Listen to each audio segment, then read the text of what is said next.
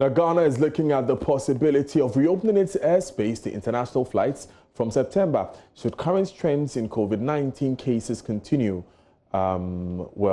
With remarkable improvements also made in the fight against the virus.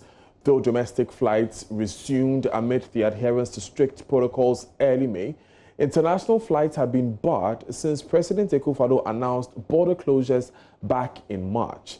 Now, for the airline industry, the adverse effects of COVID-19, while felt internationally, leading to disruptions, the ramifications on the domestic industry are equally biting, with cost-cutting measures introduced by airline companies to keep afloat. Joining us is aviation industry analyst Dominic Andor. Mr. Andor, thanks for joining us. My first question would be is this welcome news for the industry?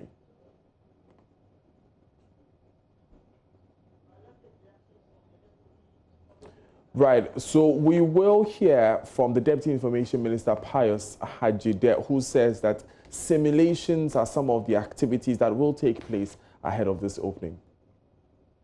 Are involved, but we need to know if we can deal with the possible, and I said we have to work with a number. For instance, you can check, it may be the background, the benchmark, maybe that, okay, out of the persons who have come under mandatory quarantine, how many have ended up testing positive?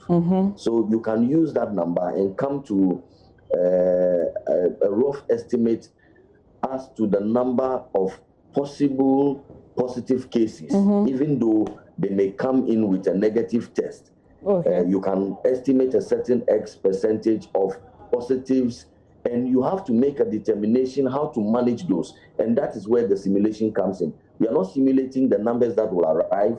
We are simulating the numbers that may test positive, and how do we manage those going forward? Because now the arrivals are on a daily basis. So, and if you're looking just at even quarantining those who test positive, what facilities are you going to use? And do we have enough of those facilities? Do we have to make allocations for the use of other facilities and so on and so forth? So those are the critical areas of consideration, and that is why a simulation may be useful. We know. Okay, finally, Mr. Hajide, the president commented about.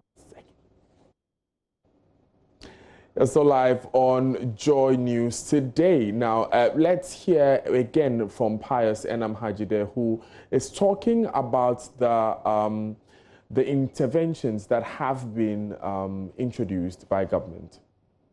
The presentation of the mid-year review and supplementary estimates, the minister responsible for finance has made some provisions for some emergency expenditure relative to COVID-19.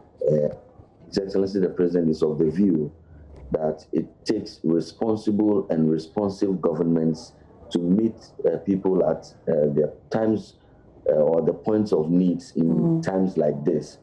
And ours is a responsive and responsible government, and he intends to spare no cost to mitigate and ameliorate the sufferings of the people of Ghana. So from the national coffers, we shall make provisions for the provision of the hot meal for the over 500,000 students and the over 100 instructors who are involved with the basic education at this point. Do we know those who are going to cook the meals? We know that for the primary school levels, there's school feeding program ongoing.